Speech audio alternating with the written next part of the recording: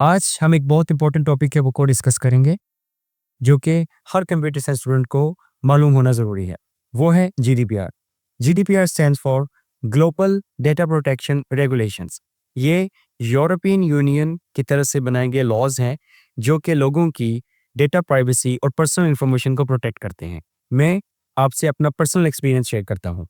मैंने कुछ मंथ्स पहले एक कंपनी में अप्लाई किया जिसका हेडक्वार्टर्स लंदन में है, इंग्लैंड में है।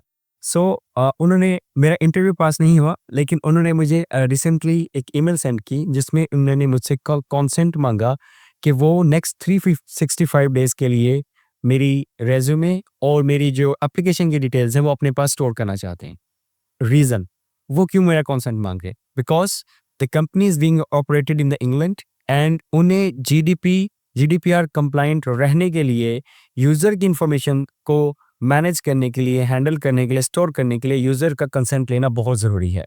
वरना वो नॉन कंप्लायंट हो जाएँगे और उन्हें हेवी फाइन्स देना पड़ेगा। ये लॉज़ सिर्फ़ यूरोप तक लिमिटेड नहीं है।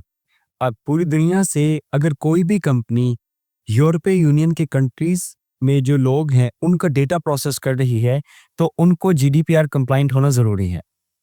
अब क्वेश्चन आता है कि क्या पाकिस्तान के अंदर भी जीडीपीआर इम्प्लीमेंट होता है?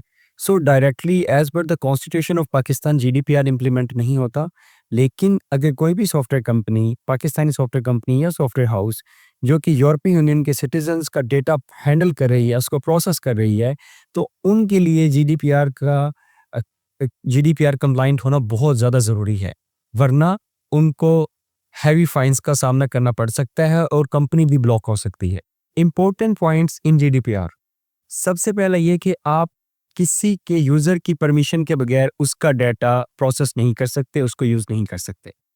सेकंड ये कि इंडिविजुअल का ये राइट है कि वो अपना डेटा डिलीट कर सके। उसको आप फॉर एग्ज़ाम्पल मेरे पास email I have the right कि मैं बोलूँ कि आप मेरा डेटा स्टोर ना करें और उसको रिमूव कर दें। इसको बोलते हैं right to be forgotten. Third important, in case of data breach, अगर आपसे डेटा ब्रीच हो जाता है तो आपने 72 आवर्स के अंदर अंदर कंसर्न्ड अथॉरिटीज़ को वो बात हाईलाइट करनी है कि this data has been breached. CA student के लिए जीडीपीआर क्यों इम्पोर्टेंट है? आप इंशाल्लाह कल को एप्लीकेशंस, वेबसाइट, प्रोडक्ट्स, सॉफ्टवेयर्स बनाएंगे और अगर आप यूरोप के क्लाइंट्स का डेटा प्रोसेस कर रहे हैं तो आपको जीडीपीआर को अच्छे से अंडरस्टैंड करना होगा और मेक श्योर करना होगा कि आप उनके लॉस को फॉलो करें।